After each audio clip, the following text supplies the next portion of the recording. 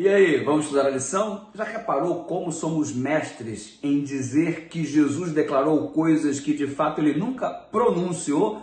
Pois é, há muitas pessoas que fazem afirmações que não são respaldadas pela Bíblia Sagrada, pelo próprio Deus. Nós vamos ver alguns exemplos aqui hoje de desdobramentos humanos que não representam exatamente os ensinos divinos.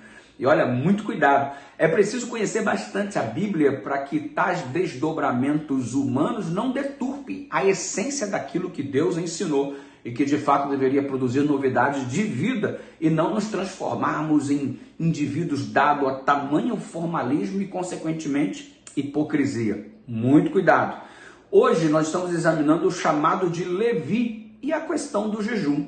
Você observa que Levi era um publicano, cobrador de impostos. Ele era taxado pelo povo como traidor da nação, porque afinal de contas, ele obtinha muitos benefícios à custa da miséria do seu próprio povo, porque os impostos eram sempre cobrados acima do que deveriam ser, e consequentemente havia um enriquecimento ilícito por parte daquele que trabalhava como cobrador de impostos. E tendo um judeu cobrando impostos de judeu, eles eram considerados como traidores. Então a população começou a nutrir um ódio profundo contra Levi e Mateus. E quando Jesus se assenta para comer com ele, isso escandaliza os fariseus, os líderes religiosos, e questionam inclusive a suposta divindade de Jesus. Se ele soubesse de verdade quem era aquele homem, não estaria sentado comendo com este pecador, percebe? Jesus veio exatamente buscar e salvar o que estava perdido. Ele veio exatamente não para os que são sãos, mas para aqueles que estão doentes, precisando de médicos. Ele é a cura. Veja que coisa extraordinária. Você observa que o próprio Jesus se intitula como médico quando faz essa declaração. Ei, os sãos não precisam de médicos, e sim os pecadores. Eu estou comendo com os pecadores porque eu sou o médico que vai trazer cura para ele. Jesus é médico dos médicos, e que haja cura na minha vida e na sua vida também da maior de todas as enfermidades, que é o pecado, que nos separa de Deus. Observe que o publicano, o coletor de impostos, era realmente odiado, mas em Cristo ele foi amado. Você pode ser odiado por muita gente, mas você sempre será amado por Jesus. Não se esqueça disto. Aí você observa que no desdobramento da lição de hoje e na continuidade do texto bíblico que está em Marcos capítulo 2, que vai agora, a partir do verso 22, nós estamos vendo a questão relacionada ao jejum. Os líderes religiosos costumavam a jejuar, sabe para quê? Só para dizer para os outros que jejuavam, e por isso eles eram, de certa forma, melhor do que todo mundo. O jejum passou a ser uma moeda de troca pelas bênçãos divinas. Eu jejum para obter de Deus isso aqui. Será que é possível controlarmos as ações de Deus por intermédio das nossas obras?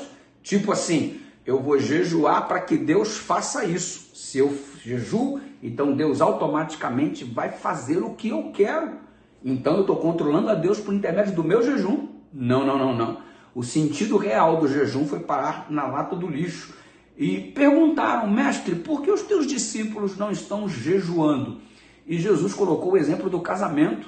Quando vamos ao casamento, ninguém faz um jejum num casamento. O noivo está ali. Ei, aí Jesus fazendo referência a si mesmo, quando o noivo não mais estiver, então haverá necessidade de jejuar. Neste momento eu estou com vocês. Percebe? Jesus fala que o jejum deve ser colocado no momento adequado. E qual é o real sentido do jejum? É nós nos privarmos de suprir as nossas necessidades para termos mais sensibilidade, já que deixamos nossas necessidades de lado, termos sensibilidades à orientação de Deus para a nossa vida. Jejum não é uma moeda de troca que você troca por uma coisa que você quer muito e Deus é forçado a fazer porque você está jejuando. Jejum é para aumentar a tua sensibilidade, para que, sendo mais sensível à voz de Deus, à direção do Espírito, você possa tomar a direção correta naquela orientação que você tanto precisa. Compreendeu? Quer ser mais sensível à voz de Deus? Então você se desconecta das tuas necessidades, alimento, e fica mais sensível à orientação divina através do jejum. É mais ou menos nessa direção.